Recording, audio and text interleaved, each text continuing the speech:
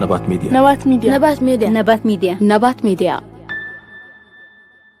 سلامة تخاطرتي نبات ميديا كم يكنيهم كما يالهم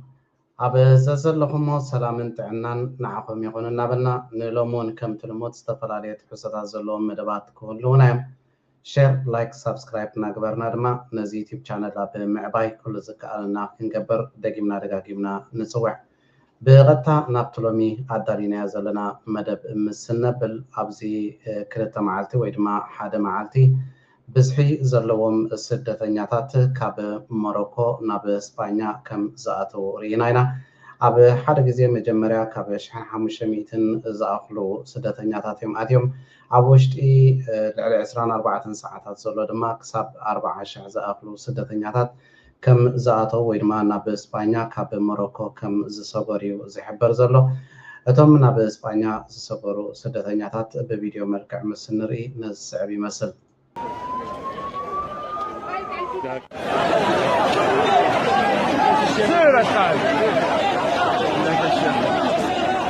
Increíble la situación.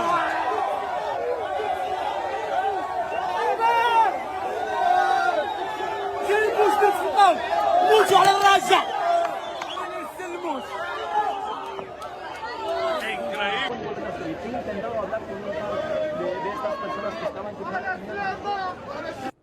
زمان نريم زلنا مبزحتهم من إسياتهم وحداتهم قلعة سبيتي زركوهم اتمزو خزحوغن من إسياتهم أبساعت زما هاجراتي أوروبا عبر لعل إسبانيا بزوحنا غفيتاتاتين زور دازلوا زم سدتنياتات زياتهم ناب إسبانيا كسوغرو زقالو انتي عينت عدليو تواهيبوهم ويدما انتي عينت ممرحي أب إسبانيا قدم ورحي وزينيرو اسكنزات سعب فيديو حبيرنا نكتاتل die sich von Marokko aus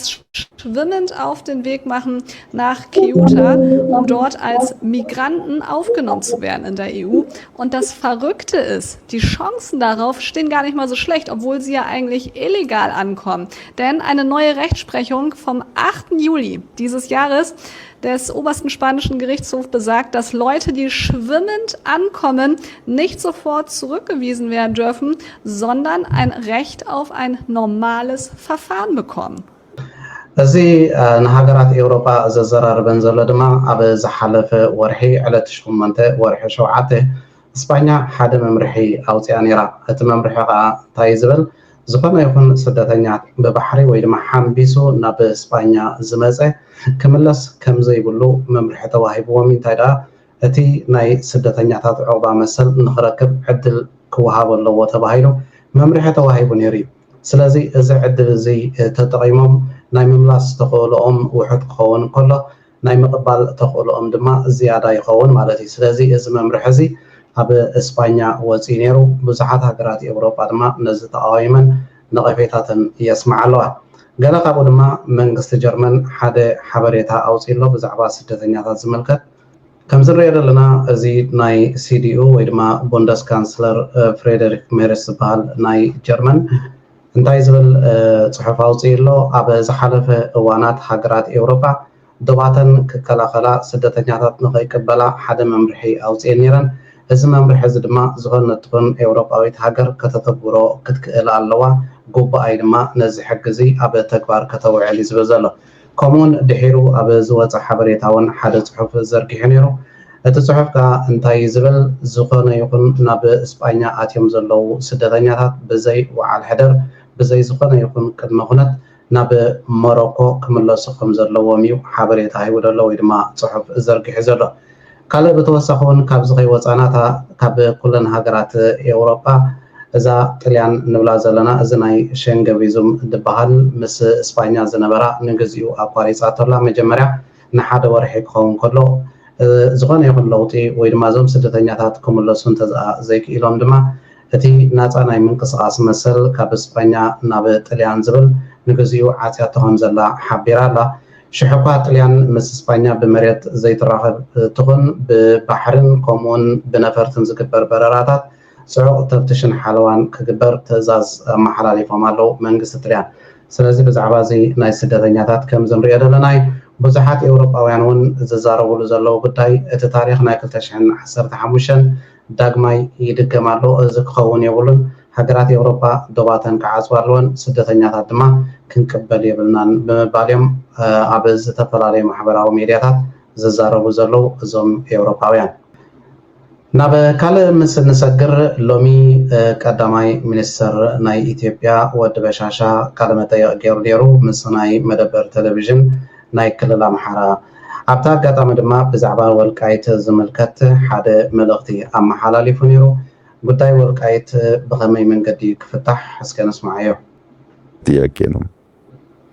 የወልቃይት ጥያቄ ረዘም ላለ ጊዜ ይገባኛል ጥያቄ በአማራ ክልል ሲነሳ ቆይቷል ይህንን ጉዳይ ሁለቱም ክልሎች የሁለቱም ክልል ህዝቦች ያሳተፈ ያወያየ በህገ መንግስቱ መሰረት በሪፍረንደም የተረጋገጠ ለዘላቂ ሰላም መነሾ የሚሆን ካልሆነ እድል አግኝቻለሁና አሁን ላፈላርግ ብትን ሲቀየር ይበላሻል ለምሳሌ ከዚህ ቀደም የፌደራል ክልል ስሪት ሲሰራ በህዝቦች ውይይት ቢሆን ያ ነገር የተፈጸመው ለረጅም ጊዜ ጥያቄ ሆኖ አይቀጥልም ነበር ያን ስህተት የሚደግም ነገር ነው አሁን ስለሚመች እናርገው የሚል ጉዳይ ናይ ወልቃይትን ተዳ አልዒልና ብናይ ህዝብ ምምርኻር ወይ ድማ ምርድዳእ ክፍታሕ ዘይክእልን ተዳ ዘይኮይኑ ናሓዋሩ ናይ ግጭት ዞባ ኮይኑ ዝነብር ኣብ ዝሓለፈ ዝነበረ ስርዓታት እዚ ናይ ክልላት ክቆማ ከለዋ ዝኾነ ይኹን ኣብ ህዝቢ ወሪዱ ዘተታት ስለዘይተገብረሉ ክሳብ ሕጂ ንህዝቢ ኢትዮጵያ ዘናቆቶ ዘሎ ይዝበ ዘሎ እቲ ፍታሕ እንታይ እዩ ክኸውን እንተዳኢልና ሓቢርና ንከታተሎ ጥያቄ የሚነሳበት መንገድ ውይይት ይፈልጋል ስፔሲፊካሊ ወልቃይትን ጉዳይ ብትወስድ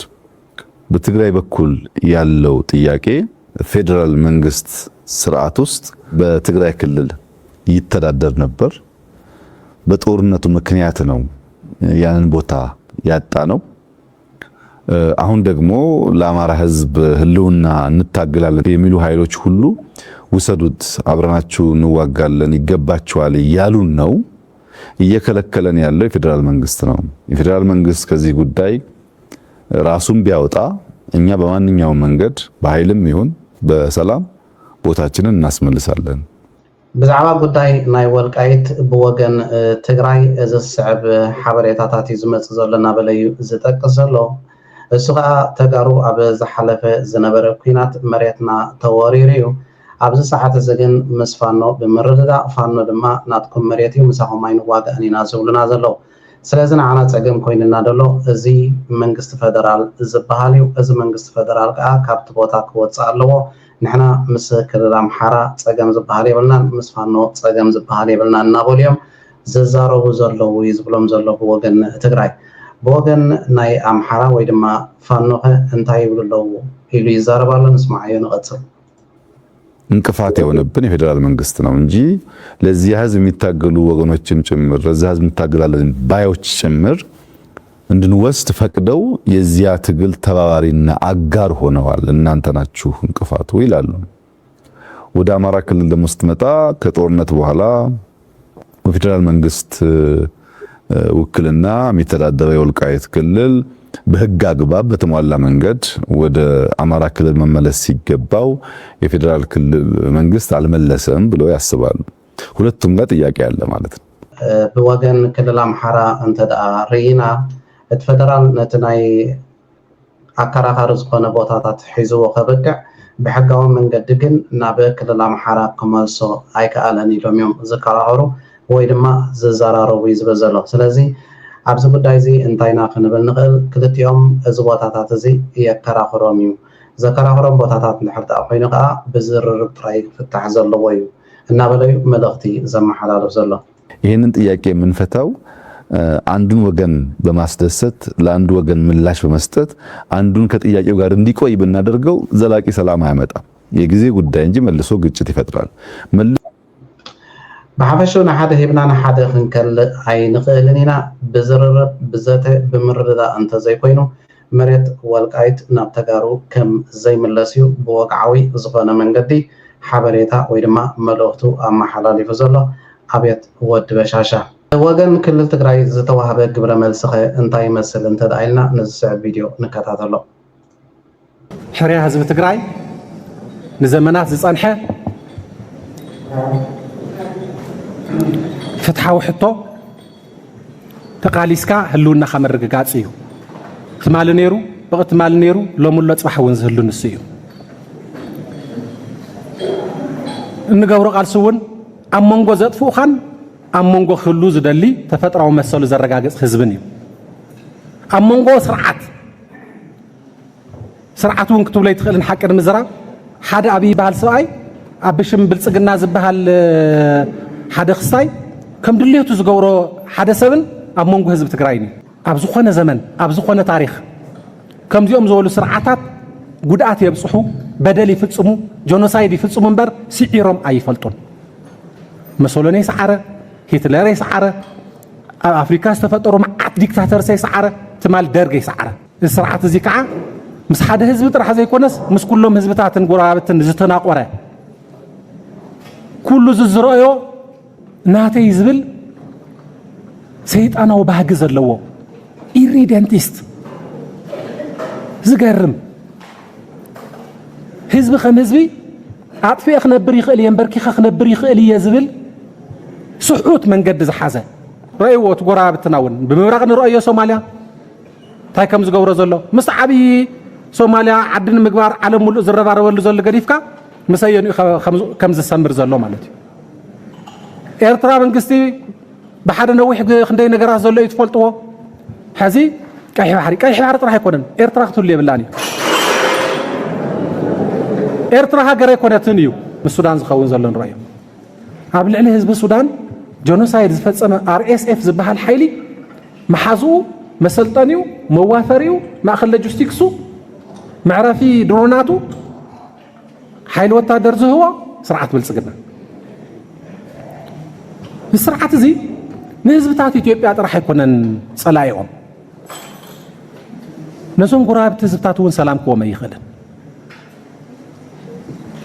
هاي كله صلاي سرعة زي بقى نسو يتبحري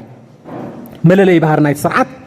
نسو سلا زخونه مالتي وغن ناي فانو زتوهبه ግብረ መልሲ እንተዳርኢና ድማ ኣብ መንጎ ትግራይን ወይ ድማ ኣምሓራን ሓውን ምዕጓት ኩናትን ምቕጻል ነንሕድሕዶም ክባልዑ ንምግባር ንሱ ኣብ ስልጣን ንምኻድ ዝኸዶ ዘሎ ወይ ከዓ ንምጽናሕ ዝኸዶ ዘሎ ኣካይዳ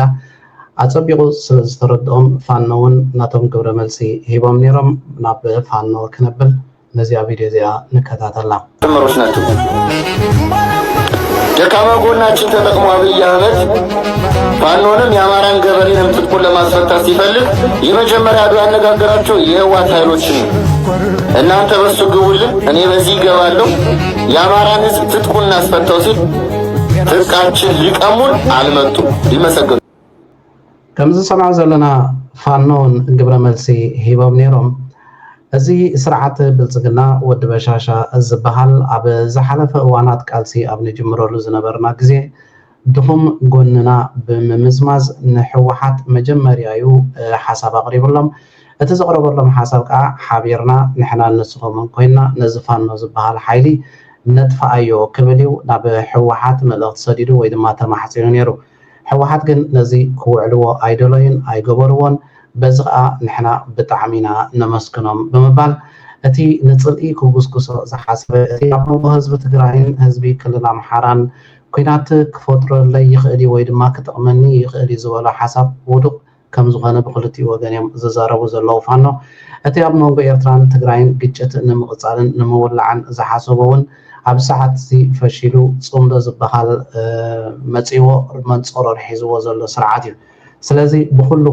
ምስ ኩሉ ተላኺፉ መተረሽቱ ናብ ውጥቀቱ ዝኸይድ ዘሎ ስርዓት እዩ መርሃዝ እንዲሁም ለነጋዴዎች ለተጓዦች መልካም ዜና ኣብዚ ከዓ ሓደ ሓድሽ ተዋስኦ ጀሚሮም ኣለው ስርዓት ብልጽግና ንሱ ከዓ እንታይ እዩ ኣፅዋር ከመላልሱ ብቐጥታ ብክልል ኣምሓራ ገይሮም ናብ ሕሞራ ክሰዱ ስለዘይክእሉ ሓደ ሽፋን መሂዞም ኣለው እዚ ሽፋን እዚ ከዓ እንታይ ዝብል በረራ ካብ ጎንደር ናብ ሕሞራ ጀሚርና ኣለና ኣብ ሰሙን ክልተ ግዜ ኢሎም እዮም ዝዛረቡ ዘለው እዚ ከዓ እንታይ ክጥዕመሎም ብሽፋን መጓዓዝያ ናይ ህዝቢ ዘድልዮም ኣፅዋራትን ሰራዊትን ናብ ሕሞራ ንምልኣኽ ወይ ድማ ንምስታድ ዝዓለመ እዩ እሱ ተሸርሒ ካልእ ዝኾነ ይኹን መልእኽቲ የብሉን የኢትዮጵያ አየር መንገድ አዲስ የሀገር ውስጥ የበረራ መስመርን ይዞ ብቅ ብሏል ከጎንደር ወደ ሁመራ ከሁመራ ወደ ጎንደር በቀጥታ መብረር ተጀመረ። አየር መንገዱ ከሐምሌ 25 ቀን 2018 ዓ.ም ጀምሮ ቋሚ የበረራ አገልግሎቱን ይፋ አድርጓል። ዘወትር ቅዳሜ ከጎንደር ተነስተው ወደ ሁመራ ይበራሉ። ሰኞ ደግሞ ከሁመራ ተነስተው ወደ ጎንደር ይመለሳሉ። ከትሂቦሞ ዘለው ሓበሬታ ከምዚ ንሰምዖ ዘለናዩ ንምዕባለ ኣዝዩ ኣገዳሲ እዩ፣ ንንግዲ ኣዝዩ ኣገዳሲ እዩ። እዚ ትራንስፖርት ጀሚርና ዘለናዮም ዝብሉ ዘለው ካልእ መልእኽቲ እውን እንተጣይልና ድማ ነዚ ሕወሓት ዝበሃል ወይ እውን ንህዝቢ ትግራይ እዚ ሕመራ ዝበሃል ኣይትሕሰብዎ ወይ ድማ ቅበፅዎ ዝዓይነቱ መልእኽቲ ዘመሓላልፍ ዘሎ ካልእ ዝኾነ ይኹን መልእኽቲ የብሉን። እሱይቲ ስውር ኣጀንዶም ኣብ ዝሓለፈ ቀረባ እዋናት ብዙሕ ተሃዲዳት ብዙሕ ፈኸራታት ኣብ ልዕሊ ኤርትራ ዝገብር ዝነበረ ኣብ ዝቐረባ እዋናት ድማ ናብ መቐለ ክንኣቲና ንሕወሓት ዝበሃል ስርዓት ከነጥፊ ኢና ዝብል ዝነበረ ጀነራል ጻድቃን ሕጂ ኣውያት ናይ ፋይናንሻል ፀገም ከም ዘለዎ የስማዕ ኣሎ። እንታይ እዩ ዝብል ዘሎ ንከታተሎ። ናይ ሪሶርስ ፀገም ኣለ። ኣኼባ ክትገብር እውን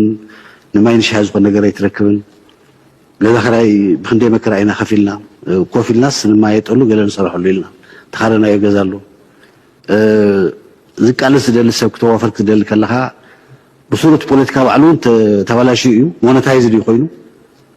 ኣብ ፌስቡክ ፅሒፍ ኣለኹ ከምዚ ገይረ እሞ ገንዘብ ሃበል ዝብለካ ሰብ መዓት እዩ። ኣብዚ ማሕበራዊ ሚድያ ሓደ መልእኽቲ ወይ ድማ ሓደ ሓበሬታ ይዝርጋሕ ኣሎ። እዚ ትሪእዎ ዘለኹም ያዕቆብ ወዲ ቀሺ ዝተባሃለ እንታይ ዝብል ዘሎ እዚ ሓውና ሚንኪ ኤለ ዝበሃል ብሚንኪ ሕንሽሽ ዝፍለጥ ናብ ህዝቢ ትግራይ ንምሕጋዝ ዝሰደድናዮ 424,675 ብር ሓበሬታ ሃበና ኢልና ለሚንና ቀቢፅና። ስለዚ ብፍላይ ህዝቢ ትግራይ ትግደሱ ተጋሩ የሕዋት ናብ ህዝቢ ዝሰደድናዮ ገንዘብ እዩ ኣበይ ከም ዘበለ ክነግረና ዓገብ በሉልና ክብል ካብ እስራኤል ገንዘብ ሰዲድና ንሕና ኤርትራውያን ኢና ናብ ህዝቢ ትግራይ ሰደድናዮ ገንዘብ ቆሚርና ወይ ድማ በሊዕና ከባቢ ፍርቂ ሚልዮን ዝኣክል ገንዘብ እዩ ዝብል ዘሎ። ንፉዕ ኣብዚኣ ብጣዕሚ ክንኣድን ክምስገንን ዝግበኦ እዚ ሚንኬል ዝበሃል ወይ ድማ ሚንኪ ሕንሽሽ ዝበሃል ኣውሒትኩምሉ ኸማን ፍርቂ ሚልዮን ብር ኣውሒትኩምሉ 1 ሚልዮን ብር ክትገብሩሉ ነይሩኩም። ምክንያቱ ናትኩም ገንዘብ ብከምዚ እንተዝኣ ዘይጠፍኡ ካልእ ትርጉም ዘለዎ ኣይኮነን። ምክንያቱ ኣድያ ገዲፋ ሓትና ኣትናፍቕ ዝበሃል ኣዘራርባ ኣሎ። ንስኹም ንህዝብኩም ክትኮኑ ዘይትኽእሉ ብህዝቢ ትግራይ እትሽቁጡ ሓሰውቲ ምዃንኩም ስለዝፈለጥኹም እዮም ከዓ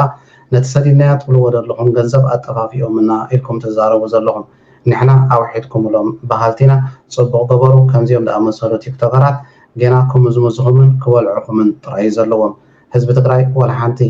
ጠቂምኩሞ ኣይትፈልጡን ኢኹም፣ ወላ ሓንቲ እውን ሓጊዝኩሞ ኣይትፈልጡን ኢኹም። እንትርፎ ክትሽቁጥሉ እንትርፎ ክትነግድሉ። ሕራይ እምበር ተኸታተልቲ ነባት ሚድያ ንሎሚ ኣዳሊንያ ዝነበርና መደባት ነዚ ዝተኸታተልኩሞ ይመስል ነይሩ። ኣብ ቀፃሊ ብካልእ ፍልይ ዝበለ መደብ ክሳብ እንራኸብ ኣብዘ ዘለኹሞ ሰላምን ጥዕናን ንዓኹም ይኹን። ነባት ሚድያ